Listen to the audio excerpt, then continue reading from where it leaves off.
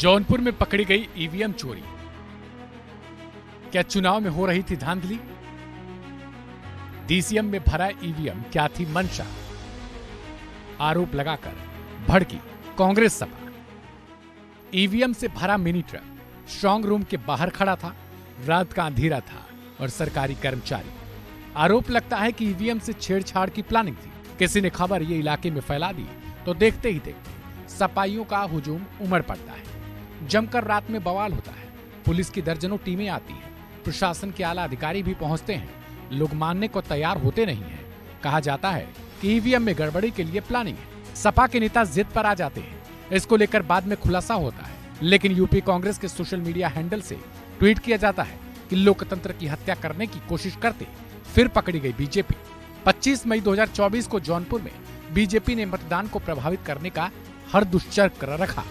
ये बातें यूपी कांग्रेस के सोशल मीडिया प्लेटफॉर्म एक्स पर लिखी गई। आगे लिखा गया कि जब इसमें कामयाबी नहीं मिली तो अवैध रूप से डीसीएम ट्रक में लगभग 150 ईवीएम वीर बहादुर सिंह पूर्वांचल यूनिवर्सिटी से बनाए गए स्ट्रांग रूम के अंदर प्रशासन की मदद से ले जा रहे हैं। इंडिया गठबंधन प्रत्याशी और उनके समर्थकों की सतर्कता से उन्हें रंगों हाथ पकड़ लिया गया। हालांकि इसको लेकर रात को ही पुलिस प्रशासन की ओर से यह साफ कर दिया गया था कि ये ईवीएम की मशीनें रिजर्व वाली थी, जो खराब होने की स्थिति में तत्काल बदलने के लिए रिजर्व रखी जाती है। जिसके बाद सपा के कार्यकर्ता नहीं माने तो प्रशासन ने एक एक मशीन को दिखाया और उनकी पहचान करवाई, जिसके बाद कार्यकर्ताओं ने माना कि ये मशीनें रिजर्व मशीनें ही थी। हालांकि उसके बाद भी कांग्रेस के प्रदेश अकाउंट से इसे लेकर ट्वीट किया गया और आरोप लगाया गया कि जौनपुर के डीएम झूठ बोल रहे हैं। सुनवाते हैं आपको जिलाधिकारी जौनपुर ने इसको लेकर क्या कुछ सफाई दी। सर, ये क्या मामला था ईवीएम का? देखिए, ये हमारे एआरओ मुंगरा बादशाह मुंगरा बादशाहपुर हैं और जो हमने अपनी जो ईवीएम्स हैं वो हम जब कल वितरण में रवाना करते हैं तो उसमें जो रिजर्व ईवीएम्स होती है वो सेक्टर मजिस्ट्रेट्स को और दी जाती है यहाँ से डिस्पैच स्थल से। और इसके अतिरिक्त जो हमारा विधानसभा का हेडक्वार्टर होता है एआरओ हेडक्वार्टर, वहाँ पे भी हम रिजर्व ईवीएम रखते हैं कि इन केस कहीं पे किसी सेक्टर मजिस्ट्रेट के पास या जोनल के पास अगर मशीन कम पड़ जाती है, रिप्लेसमेंट जब मॉक पोल के दौरान या वार्षिक मतदान के दौरान होता है, तो हम लोग एआरओ हेडक्वार्टर से उसको मशीन दे के रिप्लेस कर पाएँ। तो ये हमारा वो एआरओ हेडक्वार्टर की रिजर्व मशीनें हैं जो कि मुंगरा बादशाहपुर से और वेयर हाउस के लिए जारी थी।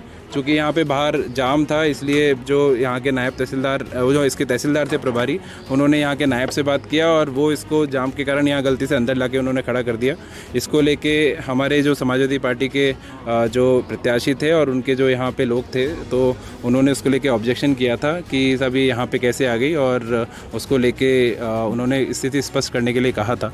तो हमने सारी हमारी स्ट्रांग रूम सील हो गए हैं। उसके बाद में अभी जो रिजर्व ईवीएम की लिस्ट हम सारे प्रत्याशियों को देते हैं अलग अलग चरण में, जब रैंडमाइजेशन होता है उसके बाद भी, जब हमारा कमिश्निंग होती है उसमें जो ख़राब होती है तो उसके बाद की भी जो रिप्लेस हो जाती है वो भी हम आपको लिस्ट देते हैं। और इसके बाद जब कल वितरण हुआ है उसमें भी जो मशीन ख़राब होती है उसके बारे में सूचना देते हैं। तो लिस्ट आपके पास थी, उससे हमने अभी सत्यापन उनको करा दिया है, रैंडम सत्यापन। अब वो संतुष्ट हैं। अब ये यहाँ से ट्रक जो है हमारा कलेक्टेड वेयर हाउस में जाके जमा हो जाएगा। Thank you.